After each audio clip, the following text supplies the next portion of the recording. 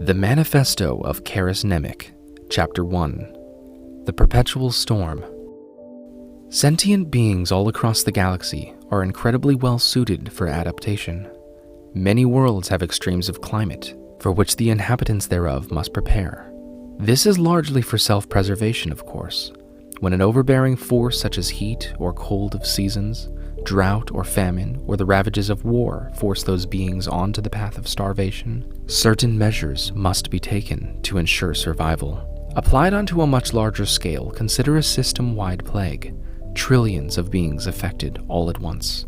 This massive, unyielding storm forcing all who stand in its way into hiding, ruling with winds of fear, threatening with crashes of oppression, killing those who don't seek shelter underground, submit or be swept away. This would not be such a problem if this disaster were temporary, as with any naturally occurring force. Those affected would remember the sunlight. They would have hope in the clear skies and fresh air. Their spirits would be lifted by the thought of the torrents switching places once again with a gentle breeze. But what if the storms last for longer than expected?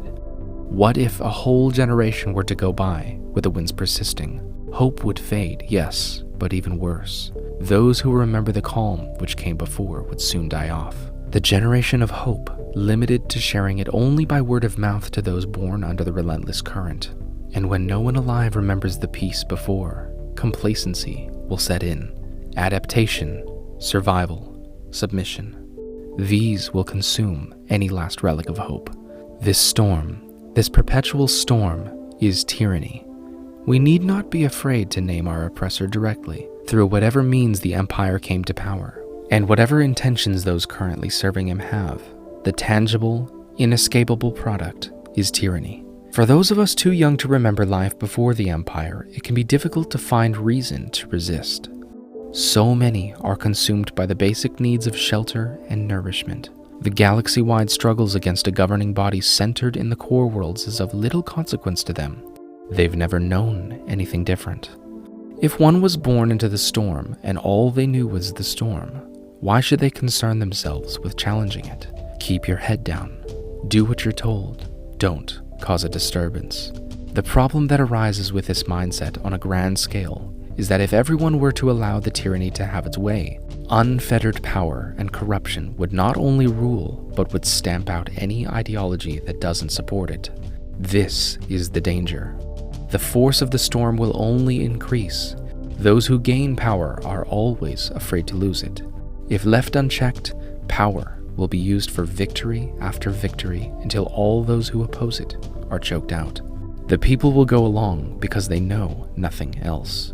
There is no telling what the ultimate end will be. Will every life without purpose to the empire be snuffed out? Will an internal battle for control erupt from within? Will the oppressed rise up and plant their flag for the cause of freedom?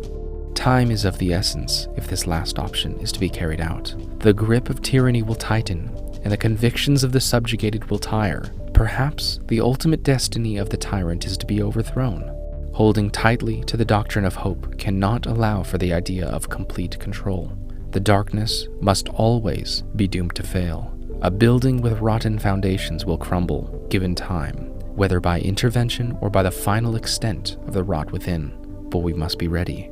We must be vigilant to keep the spark of hope alive, waiting until the time is right. And when that day comes to declare openly our resolve, we will be ready. The smallest act of defiance is the flag of freedom. The collective will rise up and coagulate. The corruption will be exposed for what it truly is, and the perpetual storm will subside.